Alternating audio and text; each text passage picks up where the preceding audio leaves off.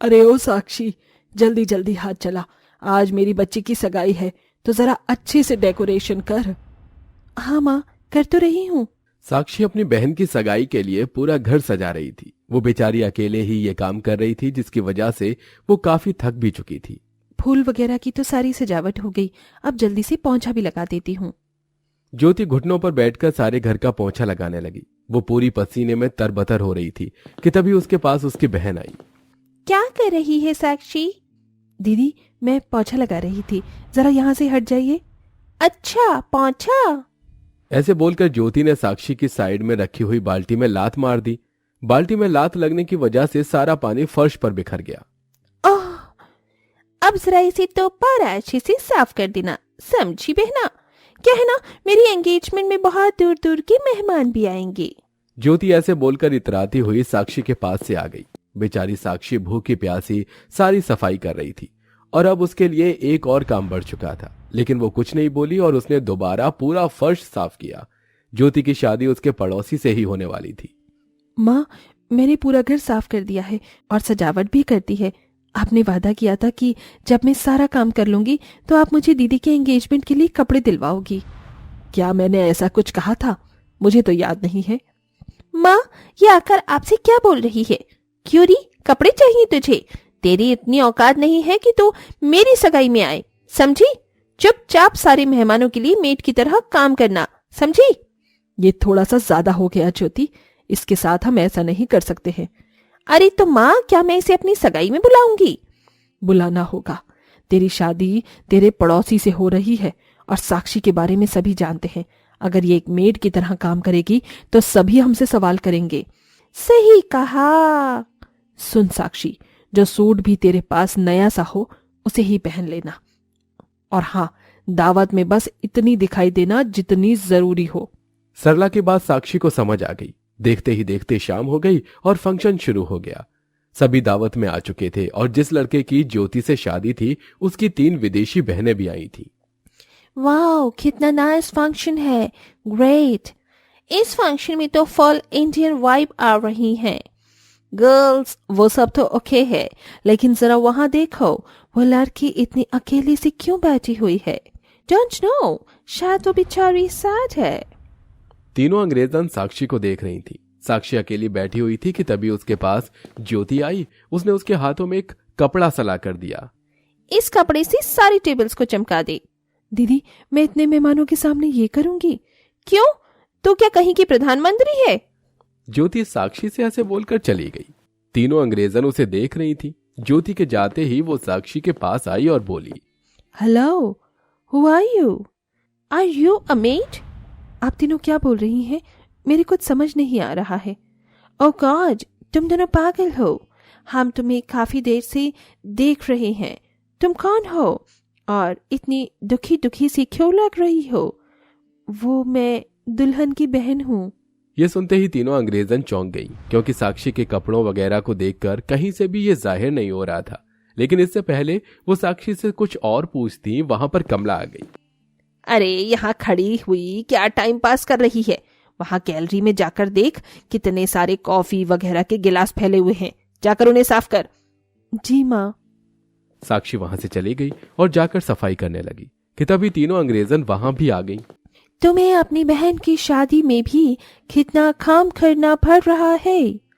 अरे तुम तीनों यहाँ? हाँ, ऐसे तो मैं काम करती ही हूँ। तुम यहाँ क्यों आई हो? फंक्शन तो नीचे चल रहा है। तुम्हारी हेल्प करने। हमें अच्छा नहीं लग रहा है कि तुम यहाँ अकेले काम करो। अरे नहीं नहीं, तुम हमारे जीजू की तरफ से मेहमान हो, मैं तुमसे काम कैसे करवा सकती हूँ? Don't worry. तीनों अंग्रेजन भी साक्षी का काम में हाथ बटाने लगी। काम करते करते चारों में अच्छी बोलचाल हो गई। शुक्रिया, तुम्हारे साथ की वजह से मेरा घंटों का काम मिनटों में हो गया। फ्रेंडशिप में no sorry and no thank you. तीनों अंग्रेजनों ने साक्षी से दोस्ती का हाथ बढ़ाया। क्या तुम हमारी दोस्त बनोगी? वो दोस्त नहीं, दोस्त होता है। जरूर, मुझे खुशी होगी। साक्षी उन तीनों अंग्रेजन की दोस्त बन चुकी थी। पूरे फंक्शन में वो तीनों साक्षी के साथ ही रही और इसी बीच उन्हें साक्षी के ऊपर उसकी बहन के अत्याचार भी देखने को मिले। क्यों री, अब तो मेरे रिश्तेदारों से भी रिश्ते बनाएगी? मेरे ननद जी से सफाई करवाएगी? नहीं दीदी, मैंने तो कुछ भी नहीं किया, सच में। अच्छा रुक, तुझे बताती हूँ। 1 सेकेंड, आप पहले ही हमसे तो कन्विंस कीजिए।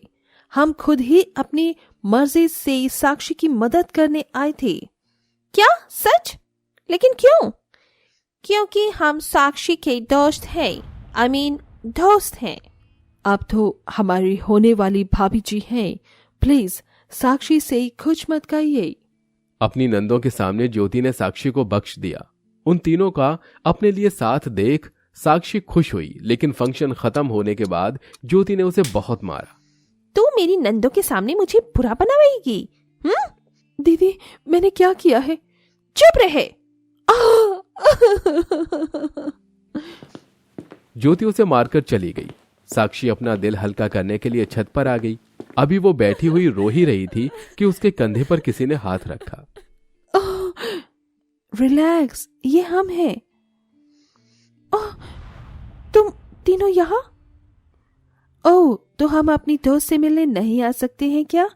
नहीं, मैंने ऐसा कब कहा? अब रोना बंद करो और जो भी परेशानी है हमसे शेयर करो। तुम तीनों मुझसे बात मत किया करो, यही सही होगा। हे, व्हाट्स रॉन्ग? अब मेरा पीछा छोड़ो। साक्षी ऐसे बोलकर नीचे उतर आई। तीनों अंग्रेजन कुछ नहीं समझी। उस दिन के बाद से साक्षी बहुत दिनों तक उनसे नहीं मिली। घर में उसके ऊपर अत्याचार जारी था। ए साक्षी, कहाँ जा रही है? दीदी, मैं कुछ सामान लेने जा रही थी। ले, मेरे लिए कहीं से भी ढूंढकर संतरे लेकर आना। दीदी, गर्मी में संतरे कहाँ मिलेंगे? मुझे क्या पता, मुझे संतरे चाहिए तो चाहिए। ज्योति ने साक्षी को ऑर्डर दे दिया। वो घर से बाहर आ गई और सामान खरीदने के बाद वो अपने बहन के लिए संतरे ढूंढने लगी कि तभी अब मुझे संतरे कहाँ मिलेंगे? अरे ये तो, जरा सुनिए, आपका वॉलेट गिर गया है। अरे जरा सुनिए तो सही। हाँ हाँ, हे मिस्टर, 1 मिनट में बाद में बात करता हूँ। कौन है? आपका पर्स गिर गया था, लीजिए। हाँ शुक्रिया। देव साक्षी को देखने लगा। क्या हुआ, कोई परेशानी है? हाँ नहीं, आपकी आंखें बड़ी प्यारी हैं। हैं? हाँ, कुछ नहीं, आपने मेरा सामान लौटाया, उसके बदले में मैं आपको छोटी सी ट्रीट देना चाहता हूँ। प्लीज मना मत कीजिएगा। साक्षी खुद को रोक नहीं पाई और वो देव के साथ एक कैफे में आ गई, जहां दोनों में बातें हुई और वो दोनों एक दूसरे को पसंद भी करने लगे। अब रोजाना ही वो उस टाइम एक दूसरे से मिलने आते थे। एक दिन साक्षी कैफे से निकल ही रही थी कि तभी पकड़ लिया। अरे तो ये तुम हो? क्या चल रहा है चुपके चुपके? कुछ नहीं। ब्लश तो देखो। अरे तुम भी ना। तो उसे पसंद करती है ना? नहीं, या शायद हाँ। नहीं, मैं उसे पसंद नहीं करती। किसी को पसंद करने में कोई परेशानी नहीं है। जानती हूँ, लेकिन मेरी माँ नहीं मानेंगी। क्या बेकार बातें कर रही है? तुझे सीरियसली अभी भी उनकी फिक्र है? अरे वो तेरे साथ कितना गलत गलत करती हैं, तब भी। मुझे इस बारे में बात नहीं करनी है। साक्षी ऐसे बोलकर घर आ गई। घर में उसकी बहन की शादी की तैयारियां चल रही थी, लेकिन उसकी माँ और बहन सिर्फ अपनी ही तैयारियों में लगी हुई थी। जब साक्षी ने अपने लिए कपड़ों को कहा तो उसे उसकी माँ और बहन ने खरी खोटी सुनाकर भगा दिया। और अब ये सब कुछ साक्षी को बर्दाश्त के बाहर था, इसीलिए वो अपनी सहेलियों को फोन लगाकर बोली, हेलो एमी, मैं अब यहाँ इन पत्थर दिलों के साथ नहीं रह पाऊंगी। मुझे यहाँ से देव के पास जाना है, तुम मेरी मदद करो। Don't worry and calm down, हम कुछ सोचते हैं। तीनों अंग्रेजन ने प्लान बनाया और साक्षी को एक पुराने मंदिर के पास बुला लिया। वहां देव भी था। साक्षी, तुम्हारी सहेलियों ने मुझे सब कुछ बता दिया है। मैं तुमसे शादी करूंगा, तुम्हें सारी खुशियां दूंगा। देव के ये शब्द सुनकर साक्षी बहुत खुश हुई और उन्होंने मंदिर में ही शादी कर ली। लेकिन शादी के बाद साक्षी को अब अपनी माँ और बहन की चिंता थी। पता नहीं अब मेरी सौतेली बहन और माँ मेरा क्या करेंगी। सौतेली बहन और माँ? हाँ, वो दोनों मेरी सौतेली बहन और माँ हैं, इसीलिए तो वो मेरे ऊपर इतना जुल्म ढाती हैं। लेकिन अब वो तुम्हारा बाल भी पाका नहीं कर पाएंगी। ऑलराइट, अब तो अपनी नई लाइफ की शुरुआत कर साक्षी। शुक्रिया, तुम मेरी बहन से प्यारी अंग्रेजन सहेलियां हो। साक्षी अपनी सहेलियों के गले लगी और उनका शुक्रिया अदा किया। वहीं दूसरी तरफ ज्योति और सरला दोनों को साक्षी की शादी हो जाने की कोई खबर नहीं थी। तीनों अंग्रेजन सहेलियों ने अपनी सहेली को एक बहुत बड़ी मुसीबत से निकाला था। अब साक्षी अपनी नई जिंदगी में खुश थी और उसकी सहेलियां भी उससे मिलने आती रहती थी।